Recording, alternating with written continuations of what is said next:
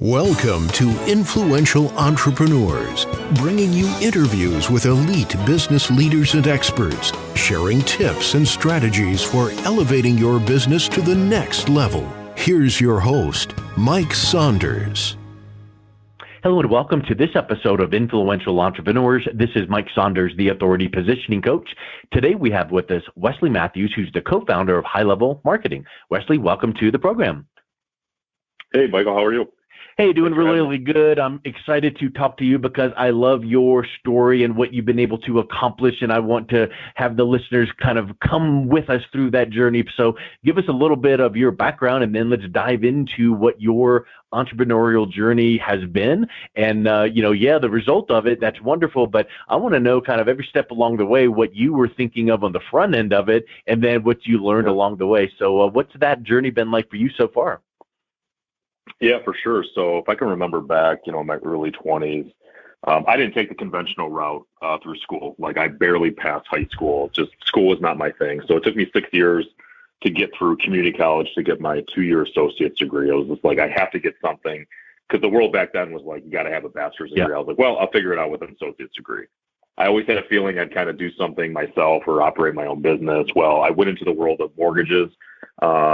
Went from like not producing any loans to making the top producer list. But then I kind of looked in the mirror and said, I can't do this the rest of my life. I'm young. Nobody's taking me serious. In that journey, I ended up moonlighting for a web development company here locally. I'm in Michigan. And, I was selling websites for this company. And it was kind of perfect because I was in my mid-20s. Everybody took me serious at that age, right? The internet just kind of coming out. And I'm like, you know what? I really like technology. I like talking to businesses. This is great. However, the local company I work with, they blew up every deal I brought to the table. And I watched this company sort of run around with their head cut off, chickens with their heads cut off. And I kind of thought to myself, like, there's got to be an easier way to do this because I just saw how frantic everything was. And I'm like, look, I told these guys, I said, look, like nobody cares about your company. It's my name. It's me. Yeah. And I'm not going to jeopardize my relationships. So I ended up taking a developer from that organization and building my own platform. And I kind of went about the world of I was able to figure out a way I could get companies ranked on Google, on search engines naturally. Did that for a few years. And then the website demand just became overwhelming. People just wanted me to build their website. So I saw an opportunity. I had a vision of creating a company that would spit off reoccurring revenue. So I was like, what could I do that it could impact every business? So I created a model of charging a customer setup fee for website and SEO, and then having a monthly reoccurring revenue fee behind that. So essentially that was the vision, went out to do that 11 years ago. And, up until last year, made an exit out of the organization. Well, I'm still in the organization, but we actually sold a large piece of that, partnered with an agency out of Alabama called Bell Media. We are operating as High Level Marketing today. But, that 11 years was really the launch platform to what we're about to do to the future. So in that entrepreneurial journey, ran that company as the entrepreneur, the CEO, the founder, and just really built a good business that was really effective in terms of website and digital marketing. Well, I would venture to say that when this alignment transaction, selling a portion of the company came about, if they viewed your books, your processes, your standard operating procedures as like what you mentioned about the company you started off with, as people running around the chickens with their head cut off, they would have gone like, hey man, thanks, but no. Right. So they had to have seen systems and success and processes and cookie cutter, and if we just do this and throw more grease on the fire, very similar to what we see on Shark Tank, where it's like, you know what, you have built a great business, all I need to do is come in and throw more grease on the fire, and now you're going. Whereas sometimes you see like, oh, that's a great idea, but man, you are so early. And you accomplished this before the age of 40. So what I would ask of you is, man, between the age of 30 and 40, who did you and how did you align with the right methodologies and people and teachers and trainers and mentors so that got you in the position to be able to make that kind of a deal? For sure. So two things stick out that changed my personal life and my business life tremendously along the journey. One is EO, Entrepreneur Organization. So this is an organization made up of entrepreneurs. And, there's criteria that you have to qualify for to be to be part of the organization, which is do over $1 million in revenue, be the founder of a company. So it's a group full of really successful entrepreneurs. That was a great support structure, meeting with guys once a week to talk about personal, family, business, top 5%, bottom 5%. That's been a game changer. Because I think as an entrepreneur, it's lonely, right? I mean, you're at the top, you're trying to run a business. Most people or friends went the traditional route to college or work in a corporation. Like, it's just different being an entrepreneur. Yeah. So the second thing that really helped me is because I'm a crazy entrepreneur, I'm a visionary, I'm not the most buttoned up process guy. I hire people that are smarter than me that can build process, and I have the vision. But what really helped with that is a platform called EOS, and that stands for the Entrepreneurial Operating System. You'll find a lot of successful entrepreneurs running off that platform. And that just allowed me to architect the company and manage it in a way that just really made sense for me. That was really simple. So the gentleman who created this, his name's Gino Wickman. He's a local guy here in Michigan. The book's called Traction. That book changed my life. And it just helped me be transparent in terms of running the organization and really get the culture and everybody bought in. So we were really fortunate that, we have a very strong technology component. We were very strong on systems and processes to make this replicatable. Those two right there were critical. Yeah, I love that. And you have to have people and organizations that you align with. And even before, like, if we could even drill in deeper on, okay, EO has those requirements, and maybe someone 1, 2, 3 years into the business haven't met that requirement. What do you recommend someone to do to maybe ascend and scale to that level to then get to the higher level? So would you recommend, mentors or masterminds, things like that? Yeah, for sure. So the one cool thing about EO, there's actually like the little brother of EO, which is called EOA. So the revenue requirement is much, much less. But to your point of a mentor, I think understanding as an entrepreneur what you're trying to accomplish, and then finding somebody that's done that, right? Yeah. I mean, if you can, obviously with Google and research, you can find pretty much anybody nowadays. I would start being proactive. And if you see somebody or some company doing, aspiring to be what they're doing, reach out. It's really easy to connect with people, and you'd be shocked. I think a lot of people just are scared or fearful, but I think as an entrepreneur and kind of going through what I went through, nothing gives me more gratification than helping a fellow entrepreneur or helping somebody through a challenge. I actually appreciate that more than getting a large check. It's just giving back, and I love entrepreneurs, and other entrepreneurs love giving back and helping and supporting. So, just looking for, what are you trying to accomplish? And again, unless you're trying to reinvent the wheel, there's a lot of really successful people out there that are willing to help. Yes. And I'm sure one question that comes to my mind, kind of going over to the marketing company that you founded and now are still a part of, during your, working with these groups and learning and iterating, one thing comes to my mind when you hear web design, when you hear SEO, when you hear online Google reviews, all those things, that almost is in many people's mind a commodity, in the sense that I'm sure that business owners right now are getting emails and phone calls from India, Philippines. We can do this for $3 an hour. How do you elevate yourself as a service company like what you have currently to be seen as more than just that commodity of how much do you charge for, and then they compare you to, price comparison? There had to have been a strategy to make sure that you're focused on value, not price. Yep. Yeah, that's exactly it, right? It's relationships, and it's delivering ROI. So I took the approach with my organization, to your point, like 90% of all web and marketing agencies out there, right, like aren't delivering results. Everybody that I talk to in business, like they're frustrated with their marketing company. They're spending X. They don't feel they're getting value. So my mission was to set up something different where we're 100% transparent with the customer, letting them know in simple layman terms, like what you're spending and what we're doing and what the outcomes are.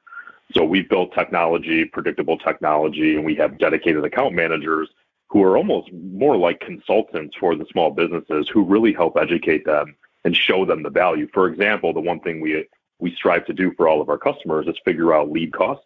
So let's just say you're a plumber in the local market, and we're able to get you leads for $100 a lead. Obviously, the goal is, you're going to turn that lead into $1,000, $2,000 job, correct? So we try to help the customer establish what that lead cost is, and, just throttle it up and throttle it down. So obviously this takes time, but again, we're having full, open, honest discussions with our customers. So we've built our business on, one being found for search. So when people do Google search, organic optimization services, digital marketing, that kind of thing. But I would say our number one lead source is word of mouth referrals. Because if you deliver as a marketing company, trust me, that plumbing company is going to tell everybody and their brother, all of their business associations, everybody. And that's really what has helped us grow to, $21 million in revenue last year. So, we've got over 2,000 clients and that's a masterclass in, if you just take that and chew on that for a little bit, that's massive, because too many people just go, give me more and more and more. Let me sell. And I've been a marketing consultant for 12 years. And I've said this over and over. Sometimes the very best marketing is a job well done. And many times it is, oh man, this imploded and you're making this excuse and it was late and I don't see the results and I don't know. But when you can be that consultative approach, hey, we're here to help you. We're guiding you. We're going to make you look like a rock star. And we're focused on when you do this, you get that. So here's some metrics and results and ROIs. That does stand out. And that plumber might not tell their competitor down the road, but guess who they're going to tell? Their buddy that's a chiropractor, their buddy that's a dentist, their attorney and now all of a sudden that word of mouth does spread and the results speak for themselves. Is there anything that you recommend to amplify those word of mouth and referrals? Like you don't just sit back and wait for people to see a review on Google. What do you recommend that people use in their marketing to enhance the digital? For sure. Yeah, for sure. So a big part of it, if I understand you correctly, like it's actually getting that plumber, right, to engage with their customer base. Yes. So asking for the referral, right, and kind of having those conversations. So I think what's often missed in business, and there's a guy by the name of John Ruhlin who wrote a book, Giftology. Giftology, I love it. And I think that, investing in your client base, obviously it's a lot. I kind of use the saying like it's cheaper to keep her. Like it's kind of a joke. Like invest in your existing client base rather than chase down new business and make sure, take your top customers and really maximize those relationships.